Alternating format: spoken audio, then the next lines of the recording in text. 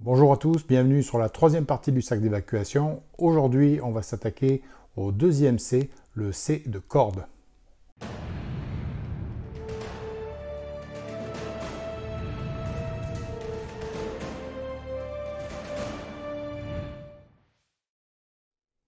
Alors dans cette vidéo relativement courte, je vais vous présenter un éventail de matériel qui rentre dans la catégorie corde. Alors il ne s'agit pas uniquement que de la corde et de la ficelle, vous allez voir qu'on parle également de matériel qui sert à attacher, à relier, voire à réparer. Donc sans plus attendre, voici le matériel en question. Quand on parle de corde, la première chose qui vous vient à l'esprit, naturellement, c'est ça. Alors effectivement, vous pourriez avoir ce genre de produit dans votre sac d'évacuation, mais vous pourriez avoir aussi des cordelettes, des cordes de diamètres différents, de matériaux différents. Bien sûr, il y a aussi ce que vous connaissez sûrement déjà tous, la paracorde. Alors si vous décidez d'en acheter, d'investir dans de la paracorde, je vous conseille de prendre de l'authentique paracorde, pas des copies chinoises qui n'auront pas la même résistance et qui n'auront pas les mêmes caractéristiques au niveau du nombre de brins.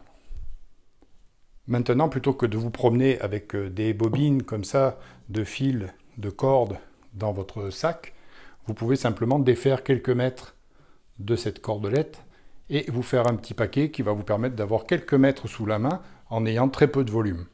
Autre petite astuce, vous pouvez en profiter pour enrouler ces cordes autour de certains objets, comme ici par exemple, c'est des gobelets faits à partir de gourdes en aluminium. Le simple fait d'avoir enroulé quelques mètres de corde autour permet donc, de s'isoler de la température, de la chaleur, et en même temps d'avoir à disposition une bonne longueur de corde sur chacun de ces gobelets.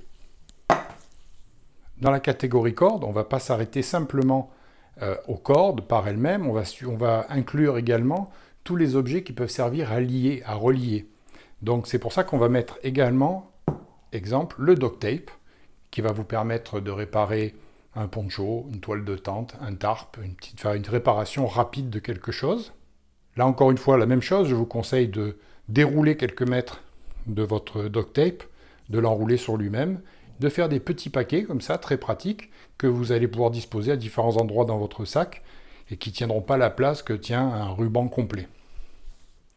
Dans le même ordre d'idée, le tape d'électricien, là encore une fois, vous allez sélectionner certains objets autour desquels vous pourriez entourer quelques dizaines de centimètres de tape qui pourraient être utiles en cas de besoin. Alors bien sûr, ça ne s'arrête pas là, vous pouvez aller encore plus loin.